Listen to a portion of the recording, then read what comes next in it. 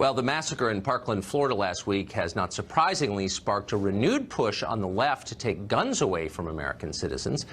The new call is for a ban on so-called assault rifles. That's an intentionally imprecise term that includes AR-15s and a lot of other sporting rifles.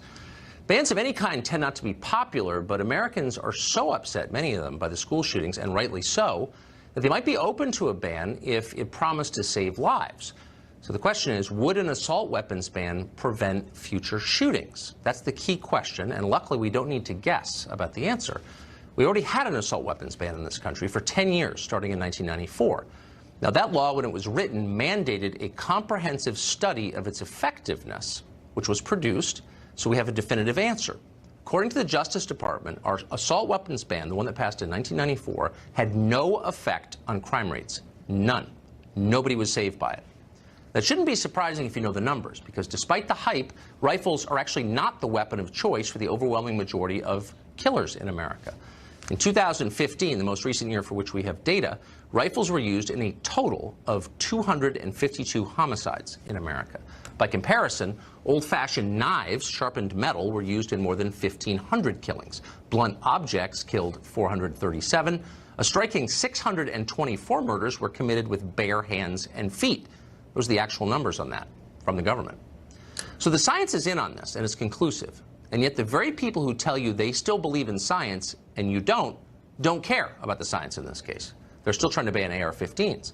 A new piece of legislation called the Assault Weapons Ban of 2017, introduced last year by several Democratic senators, would outlaw the manufacture, the sale, or transfer of more than 200 different, quote, military-style assault weapons. What's a military-style assault weapon? Well, according to the law, it's any weapon that has features like a detachable magazine, a pistol grip, a forward grip, a folding stock, or the infamous barrel shroud, presumably named because its purpose is shrouded in mystery for the people who propose banning it. They have no idea what it is. Most of these are cosmetic features, by the way. They don't make firearms more deadly. They just make them look more scary, and that's enough. Let's stop pretending. None of this nonsense would reduce mass killings, no matter what they're telling you. The people pushing it don't even believe it would have that effect. And they'll admit that if you ask them, because it's impossible to deny it. Again, the numbers are in. The real problem they have, the thing that animates them, is loathing of the Second Amendment, which, like the First Amendment, they no longer believe in. They think you do not have a right to own a gun, and they're working hard to make sure you cannot own a gun. Their aim is not safety, it's control. Jumaane Williams is a New York City council member. He's running for New York Lieutenant Governor, and he joins us tonight. Councilman Williams, thanks for coming on. Thanks for having me. I'm glad we decided it's a good time to talk about gun safety. Yeah, it is a good time to talk about gun safety. I think it's always a good time. So we had an assault weapons ban, very much like the one that Democrats in the Senate are proposing. And we had it for 10 years, and we know, because it was studied exhaustively, that it saved no lives. So what would be the motive in reimposing that same law? Well, also, I noticed on your data, you didn't put down that 90,000 Americans are shot, 30,000 killed by guns every single year. But the real question is what percentage of those are suicides, by the way? Do you know? So one, people like to put that out like it matters, but 2/3. Well, it does matter, actually. Well, no, so we'll say the majority were suicides. 2/3 are suicide, but that means right, I know. 10,000 Americans are murdered. That's one.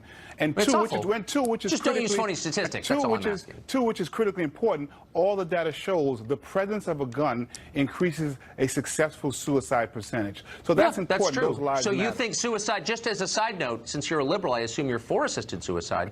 Well, you're suddenly against suicide when it's committed with a gun? No, or what's your position? I just don't want to make sure. I want to make sure we're all clear, because I know your master of conflation is good, and I just want to make sure. No, it's not. No. You can't say there are 30,000 gun deaths and not note that 2/3 were self-inflicted. I'm not for suicide, physician assisted or otherwise. I'm sure you are, but I just want to be clear with our viewers that you're misusing the stat. I want to be clear and say that which you were. That the lives that are lost of suicide also matter.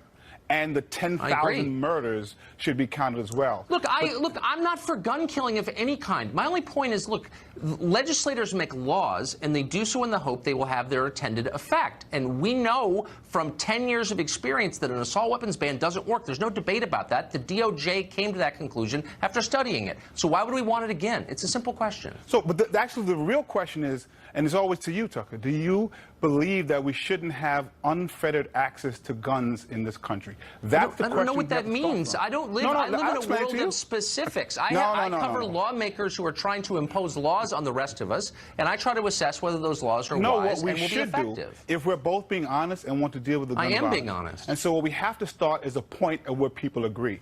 And what I'm saying to you is, should we have unfettered access to guns in this country? I don't even know That's what that the- means. We don't have unfettered access to absolutely guns. do. Far from we it. own No, that's silly overstatement. That's not I mean, silly look, at all. That's a question I'm trying to get to you so that we can have an honest conversation about what to do after we've agreed with that. No, okay. So let's get rather than get into this sort of airy world. It's let's not get airy, into actually. let's get into the.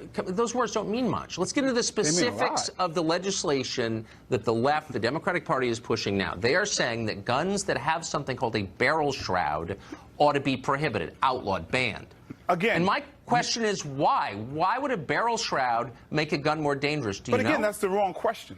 The question Why is it the wrong question? I'm responding to a proposal that you support. Unfettered access to guns. That is what the question is. And what you do successfully, and it works, because you give people red meat, and the fans like it. I'm responding. It's But- not about no, the fans no. or red meat. I'm responding to an actual piece of proposed legislation in the U.S. Congress proposed by your allies in the Democratic Party, and I'm asking you about the details of that legislation. It would propose banning guns that have pistol grips and barrel shrouds and bayonet lugs. Have But there been a lot of jumped mass past killings something. with bayonets? What is this? What you do well is focus on something, and I'll tell you Oh, something focus else. on facts, right? Yeah, that Oh, is no, kind but of my I want strong to focus suit. on the real question, and you refuse to okay. answer it, is whether or not this country should have unfettered access to guns. And Well, you but go the to answer, things, needless to say, is no. We don't Well, allow thank you. 9-year-olds to have guns. Thank you very They're much not for that currently answer. allowed to have guns, That's nor a have they ever critically been allowed. important answer. Well, but it's And I not because appreciate- there's no disagreement. No, it It's is. a No, straw so man. It's a then the dumb question is, question. what should we do? Because when you look at something like a car that was made just to transport people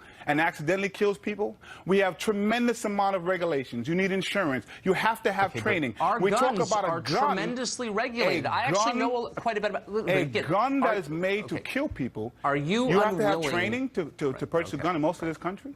Are You're you saying the willing fact- to address the actual law proposed by Are actual you willing to Democrats in the address the actual fact U.S. Senate or no? Or that are you just going to? the country that has 50% of all civilian guns in the world and is 4% of the population, are you willing to admit that that has something to do with the gun violence in this country? It's a look, you're not. I'm dealing in the realm of social science and facts. But here's what we do agree you're dealing on: in is the that realm of school conflation, and you I'm do not, that well. I'm not and conflating I want anything. to start from here. Both because of that's us a are better chance opposed to have a school shootings. Sure. But I don't want to use. Look, the fact that you're unwilling to address the specifics of the legislation suggests to me that your real aim is No. not reducing gun violence, but something, I would say, hidden, maybe not taking at guns all. away I'll from tell the you one thing, the population. reason That, I'm running I for lieutenant suspect, governor is probably your aim. Well, the reason I'm running for lieutenant governor is because in New York City, I've been a leading voice among others in reducing gun violence just in the past year to 22%. What have you done to reduce gun violence in this country? I don't know. Exactly my point. Look, I And don't you have think a you can perch. quite take You credit should be for that, responsible. No, Councilman. you need to be No, responsible with the I perch am that you responsible have. because And so in I his deal in reviews, facts they'll and you show you deal talking in about mindless shrouds, generalizations and they'll that show do me nothing asking except get about you votes. the unfettered access to guns in this country. It's a That's what totally. you're I don't know who trying to gave do. you that talking point, but you ought to fire him because it's No, it's it's an beneath important you. It's talking that point, dumb. Yeah. and I look forward to your Twitter fans in just a few minutes. But there'll be a few people All that right. always respond to me, and Councilman. I'm happy because I came on the show, and I'm looking forward to You know working what? with You them want to get off to Twitter and deal- start doing something for the state of I New just York. Are told you you really what I hanging did, around on actually. Twitter? I just told You've you got what I too much did. free time, man. The Get off question is, Twitter. what have I tell you my done kids that I'll tell to deal you with that gun too. violence? I told you what I did, and right. I'm very proud of it. I can tell you are. Thank you, Congressman. Thank Good to you. Councilman, rather. Ooh, I just gave him a job boost. Dan Bongino, a former Secret Service agent, he joins us tonight. So there's a huge controversy online that I'm hesitant even to wade in on, but I think it needs to be addressed, and it's over the protests led by the students. Sure. For whom all of us feel terrible, because you course. can't imagine anything worse than your kid's school getting shot up. But all of a sudden, you're seeing these kids involved in calls for very specific pieces of legislation. And the allegation has been that they are in some way in contact with organized anti-gun groups, and people who have suggested that have been denounced as immoral and heartless, and how dare you question these kids or attack them, which, for the record, I am certainly not doing. Right. But I think it raises interesting questions about how we make our law. Right. You know, what's interesting about this is I'm with you 100%. If you are involved in a horrific, unimaginable tragedy like this, you absolutely, your voice should be heard. They are obviously important voices in what happened. But what I find ironic about it is a couple things. Number one, where I think their voices are most valuable, Tucker, are not on the components the media is paying attention to. In other words, supply side measures to get rid of guns. Yes. Where their voices would be valuable is where were the signs missed? These students were there. They dealt with this kid every day. But the media is focused more on a teenager's expertise in supply side control measures for guns, which, Tucker, let's be candid, they probably have not studied a very complicated, layered issue. They absolutely unequivocally have the right, and after what they've been through, we want to hear their voices. But the media is focusing on an agenda and not, ironically, where these kids could be most valuable. Well, they're using these kids in a kind of moral blackmail where you're not allowed to disagree or you're attacking the child, which is, of course, I can speak for myself, the last thing I would ever do as a father of four. Yeah. You would never attack the kid. You can disagree with other people's opinions without attacking them. But the press is conflating that and making it like you're not allowed to disagree or you're a bad person. Well, did you notice the doublespeak here as well? When it comes to things like immigration rights, they don't seek subject matter expertise from parents who've been killed by illegal immigrants. When it comes to things like the victims of terrorist attacks, their voices, now, to be candid here, I get it. They can say, someone may come back and say, well, Republicans come out and they say, what about Kate's Law? Fine. But we gave them a voice, and we followed it up with a substantive law, and we understand, and I'm saying to you, these kids should be heard. But the left-leaning media will not do the same. They will give these kids a platform to talk about these legislative issues, but they won't give anyone else on an issue that doesn't fit their agenda the exact same platform. You're totally right. Creepy propaganda outlets like CNN. I guess what I just disagree with is the idea that anybody who has an alternate view is removed from the conversation on moral grounds immediately. That is their play, well, always. I mean, Tucker, it's all critical theory stuff. It's meant to minimize and put you. It wins the argument before the argument starts by making sure Tucker Carlson's a bad guy. Therefore, whatever Tucker Carlson says is therefore unworthy of the conversation. Smart. That's such a smart. I wish I'd expressed it as crisply as you just did. Thank you. That's a big compliment. That was good. Brother. I was impressed. Thanks, Dan. Washington has been focused on Russia and DACA, but as we've looked away in the capital city, the rest of America has crumbled. We'll show you shocking footage from one of America's richest cities as you haven't seen it before. Stay tuned.